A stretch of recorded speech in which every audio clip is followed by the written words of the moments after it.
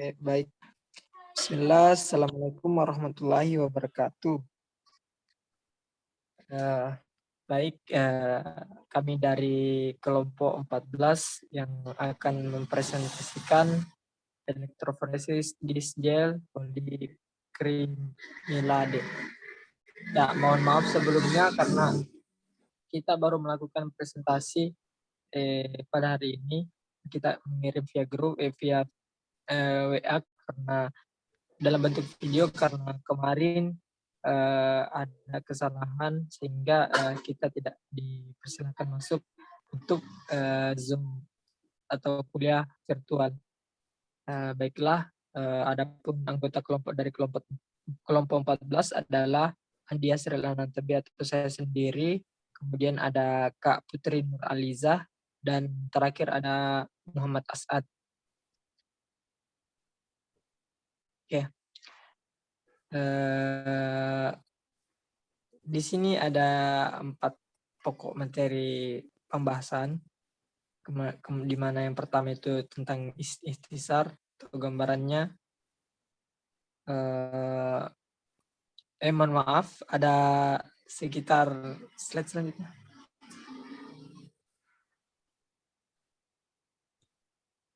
Tujuh pokok pembahasan. Yang pertama itu adalah mengenai ikhtisar atau gambarannya, kemudian metode dan instrumentasi elektroforesis protein, kemudian yang ketiga persiapan sampel untuk elektroforesis, kemudian yang keempat pemilihan dan persiapan reagen, kemudian yang kelima itu adalah melakukan elektroforesis, kemudian yang keenam deteksi dan analisis protein, dan yang terakhir aplikasi healing. Oke, selanjutnya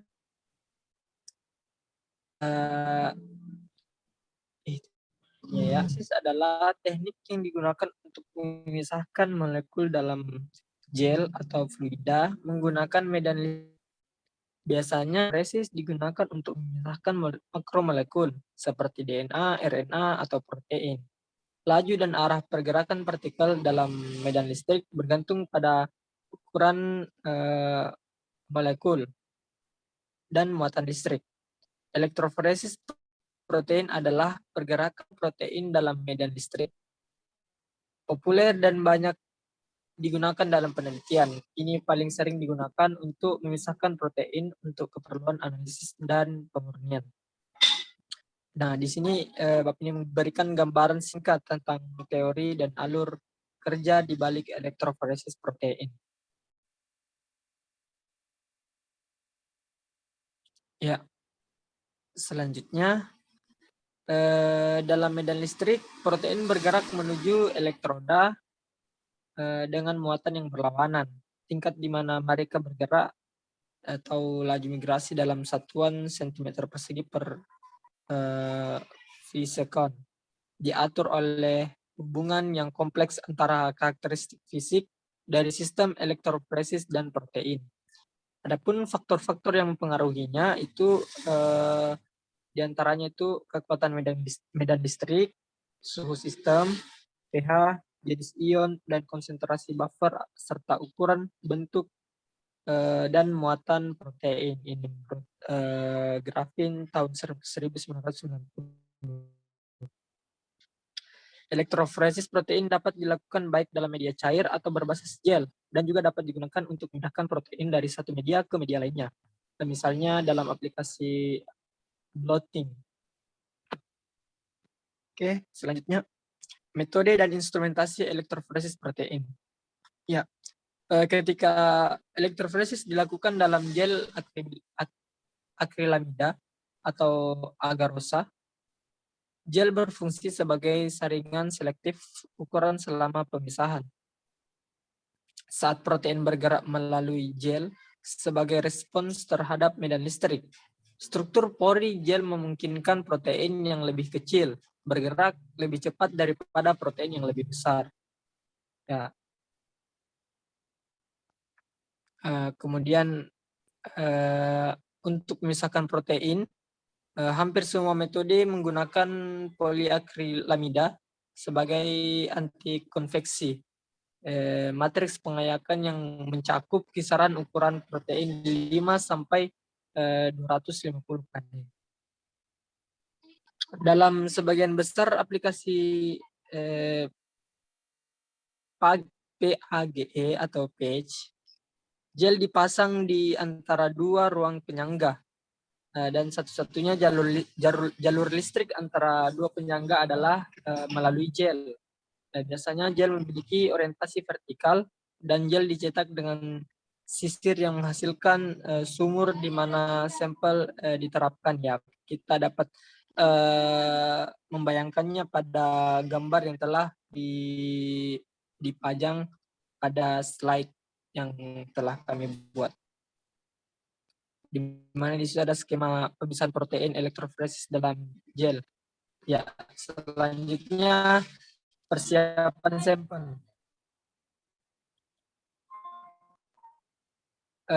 Persiapan sampel melibatkan protein total yang untuk elektroforesis. Kualitas preparasi sampel dapat mempengaruhi yang dihasilkan. Jadi dalam melakukan preparasi harus betul-betul teliti agar tidak terjadi kesalahan. Kemudian yang keempat, pemilihan dan persiapan reagen. Bab ini merinci cara memilih dan menyiapkan reagen atau standar protein seperti standar protein, gel, dan buffer yang diperlukan untuk berbagai aplikasi PAGE atau PAGE. Jenis gel dan buffer yang dipilih harus sesuai dengan ukuran protein yang diteliti, teknik analisis yang diinginkan, dan tujuan keseluruhan percobaan. Baik, selanjutnya mungkin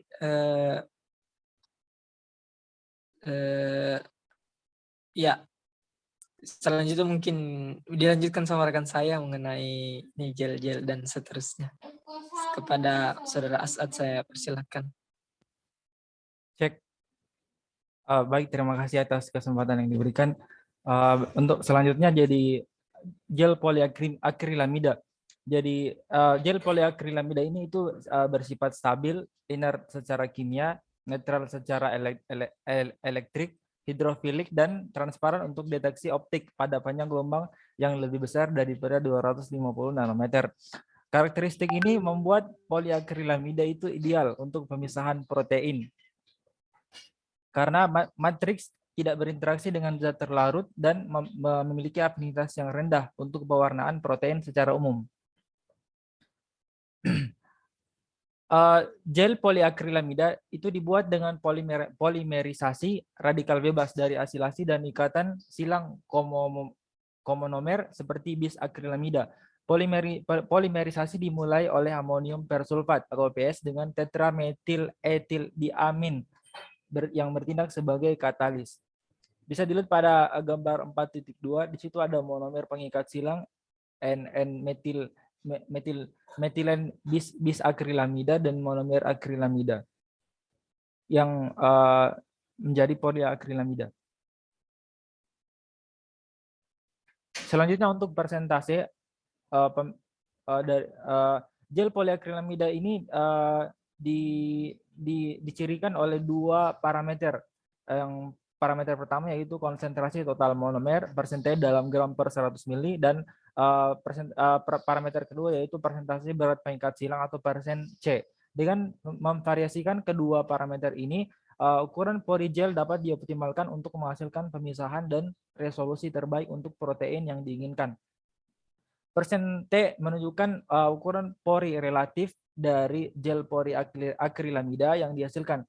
Persen T yang lebih tinggi mengacu pada rasio polimer ke air yang lebih besar dan ukuran pori rata-rata yang lebih kecil. Untuk persentase, kisaran praktis untuk konsentrasi monomer adalah larutan stok itu sekitar 30-40% dengan rasio monomer akrilamida yang berbeda terhadap pengikat silang. Penunjukan 19:1, 29:1, atau 37,5:1 pada larutan akrilamida atau bis BIS mewakili rasio akrilamida per bis atau perbandingan antara akrilamida dan BIS mewakili rasio pengikat silang 5%, 3,3%, dan 2,7%. Konsentrasi pengikat silang yang paling umum untuk pemisahan protein. Dengan rumus sebagai berikut. Persen D sama dengan gram akrilamida ditambahkan dengan gram pengikat silang dikali 100 dibagi dengan total volume total dalam mili. Dan untuk persen C itu sama dengan gram penghubung silang dibagikan dengan gram akrilamida ditambahkan dengan gram pengikat silang dikalikan dengan 100. Kemudian untuk sistem penyangga dan kimia gel, sistem penyangga atau sistem buffer. Komposisi pH dan ionik dari sistem buffer menentukan kebutuhan daya dan sangat mempengaruhi karakteristik pemisahan gel poliakrilamida. Aplikasi poliakrilamida gel electrophoresis atau PAGE, PAGE yang paling umum menggunakan sistem buffer yang terputus-putus. Ini disebutkan dalam NIPMEN tahun 2007. Di mana dua ion yang berbeda dalam mobilitas elektroforesis membentuk batas bergerak ketika tegangan diterapkan atau ketika tegangan masuk ke dalam sistem. Gel pelarut tris HCl disiapkan pada pH 8,6 sampai 8,8. Pada pH dasar ini poliakrilamida perlahan terhidrolisis menjadi asam poliakrilat yang dapat mengganggu pemisahan. Untuk alasan ini gel tris HCl memiliki unsur simpan yang relatif singkat. Selain itu pH gel dapat naik hingga pH 9,5 selama proses, yang menyebabkan protein mengalami deaminasi dan alkilasi. Hal ini dapat mengurangi resolusi dan mempersulit analisis post elektroforesis. Selanjutnya kita melakukan elektroforesis. Nah, pada fase alur kerja ini sistem elektroforesis dirakit, kemudian sampel dimuat, dan elektroforesis dimulai dengan memprogramkan catu daya. Pilih kondisi berjalan yang memberikan resolusi optimal sambil mempertahankan suhu sistem selama pemisahan. Untuk pengaturan sistem, di sini melibatkan penempatan gel di dalam tangki, mengisi tangki dengan buffer yang berjalan, memuat sampel dan standar protein, dan memprogramkan catu daya. Ikuti saja instruksi untuk pengaturan sistem di manual instruksi untuk sistem yang akan digunakan. Pada kondisi saat sistemnya itu telah berjalan, yang harus diperhatikan yaitu catu daya arus arah atau DC yang diatur itu harus memungkinkan kontrol atas setiap mode elektroforesis mulai dari tegangan, arus atau daya yang konstan. Kemudian parameter lain yang harus diperhatikan itu adalah pemanasan Joule, memilih pengaturan catu daya, pedoman umum dalam kondisi berjalan, pembongkaran dan penyimpanan gel, dan faktor lain yang mempengaruhi elektroforesis. Untuk selanjutnya, untuk bagian ke-6, deteksi dan analisis protein. Setelah elektroforesis pola pita protein dapat divisualisasikan dan dianalisis secara kualitatif dan kuantitatif. Jadi karena sebagian besar protein ini tidak dapat dilihat dalam gel itu dengan mata telanjang, maka harus dilakukan visualisasi protein yang biasanya itu dilakukan dengan menggunakan pewarnaan protein sehingga bisa kita lihat secara langsung. Nah, setelah gel diwarnai, gel ini dapat dicitrakan atau dianalisis menggunakan instrumen pencitraan atau instrumen yang bisa divisual, yang melibatkan visual dan perangkat lunak yang menyertainya. Noda protein. Nah, dalam banyak kasus, pilihan teknik pewarnaan tergantung pada ketersediaan peralatan pencitraan atau visual. Namun, teknik pewarnaan protein itu harus menawarkan fitur-fitur diantaranya. Yang pertama itu harus sensitivitas dan memiliki reproduktivitas yang tinggi. Yang kedua, rentang dinamis linearnya itu lebar. Kemudian kompatibilitas dengan teknologi hilir seperti ekstraksi dan pengujian protein, blotting, ataupun spektrometri massa. Dan selanjutnya protokol yang kuat, yang cepat dan tidak rumit atau tidak kompleks. Noda protein spesifik. Nah, ada pula yang lebih spesifik, noda protein yang spesifik. Jadi pewarnaan protein spesifik digunakan untuk memvisualisasikan kelas protein spesifik seperti misalnya di sini glikoprotein dalam HART tahun 2003, dan ada juga fosfoprotein, ada juga dan fosfoprotein yang menjadi perhatian khusus bagi peneliti yang bekerja dalam ilmu kehidupan. Contohnya termasuk Proki Berlian dan Proki Zamrud. Teknologi bebas noda. Jadi ada juga teknologi yang lain selain yang noda protein, ada juga yang bebas noda. Jadi teknologi bebas noda ini atau teknologi bebas noda biorad ini memungkinkan visualisasi, analisis dan dokumentasi langsung sampel protein dalam gel poliakrilamida gel elektroforesis atau PAGI tanpa pewarnaan. Jadi tanpa dilakukan pewarnaan, destaining ataupun pengeringan gel.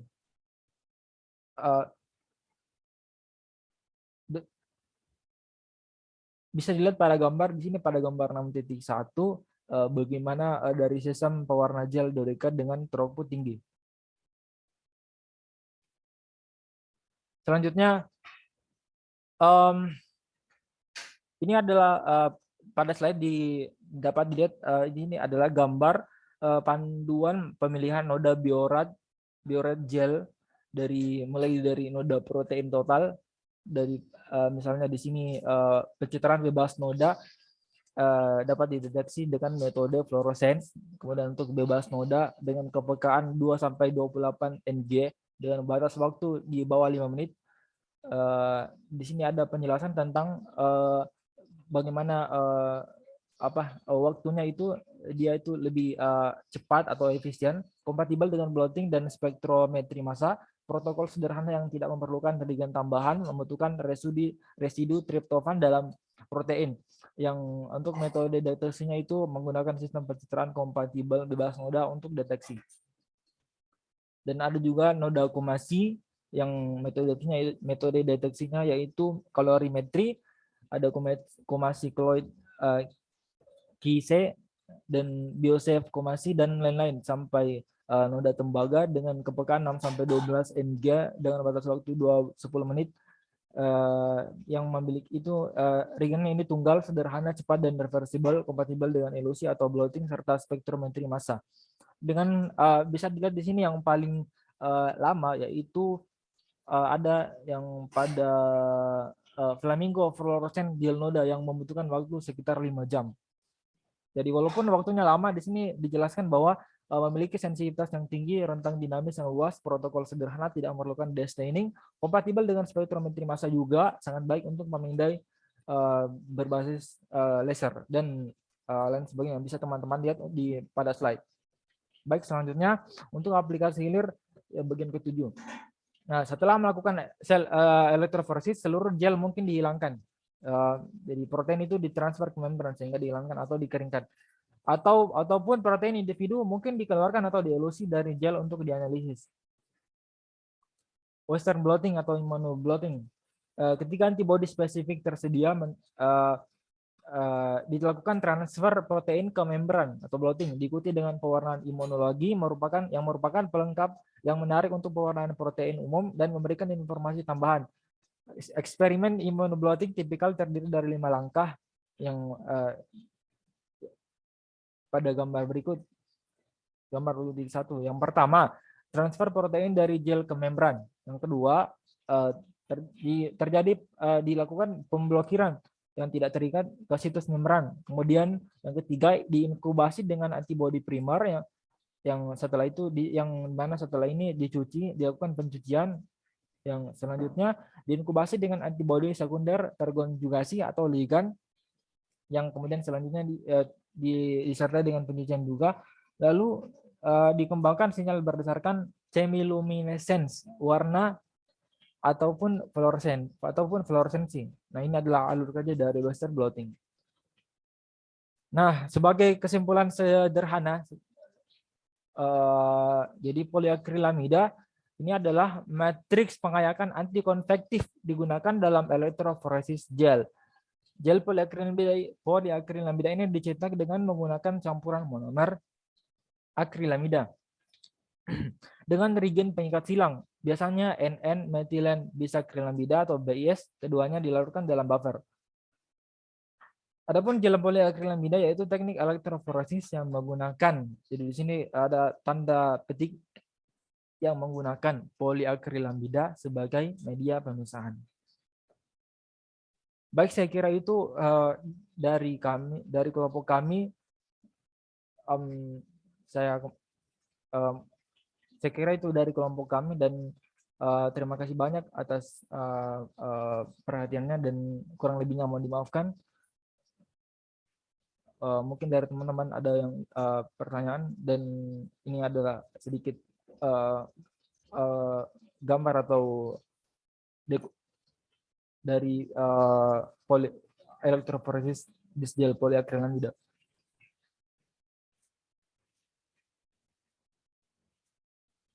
Saya kira saya kembalikan ke Andi Asrid. Iya. Ya mungkin cukup sekian yang bisa kami paparkan mengenai elektroforesis disgel poliakrilamida. Apabila ada kekurangan dalam penyampaian materinya, saya mewakili teman-teman kelompok 14 mohon maaf apabila ada kekurangan. Ya, mungkin saya tutup. Terima kasih atas perhatiannya. Billahi taufiq wal hidayah. Assalamualaikum warahmatullahi wabarakatuh.